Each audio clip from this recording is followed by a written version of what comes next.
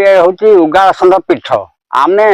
मोर 67 वर्ष है आज को आम बाप सब शुणी आसू ये उगाल पड़ा ये महिषी गुठ कहती आमर ये उगासंड बोली कहते ये पिंपला मोर थे आम देखुचु आम बाप साबी गला या खुंटिकानी मारी ब्राह्मण पूजा कर कौ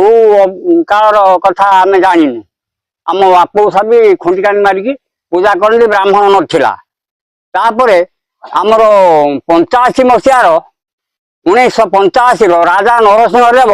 एठिक आसिक आम गोटे एकाक्षर मेला कले से आमर उन्नति हो चलुची ठाकुर नाटा बढ़ी चलुची तेणु शुणिकी एक कथा बाहर लोक भी आसिक एठी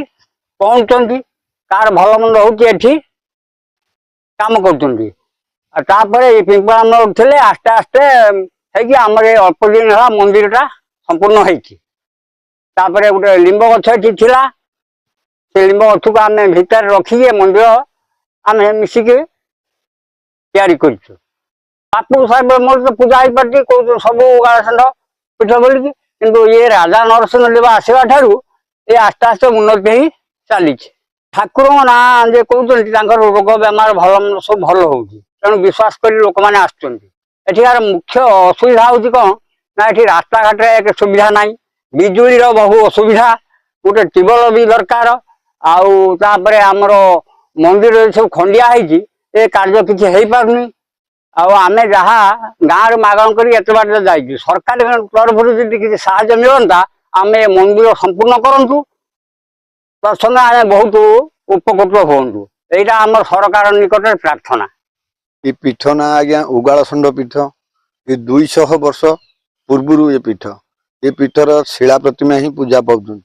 ये शह शह भक्त मान भी आसुच्च श्रद्धा मैंने आसुच्च बहुत रोगी रोगांत मान बहुत विश्वास आसी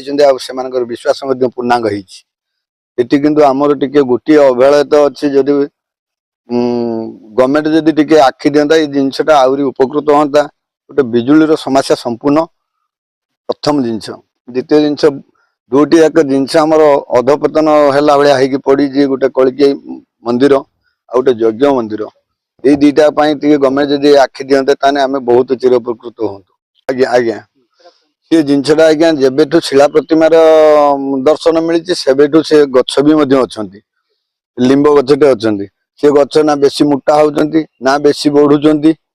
अच्छा से जो मंदिर बागा जी भी बाट रखाई शाखा प्रशाखा जावाई से मोटा ही रही ना मोटा भी आना आज्ञा समस्त चकित होती जो श्रद्धा मैंने आसमान चकित होगी जाऊँच परिवेश सुरक्षा राज्य सरकार परिसर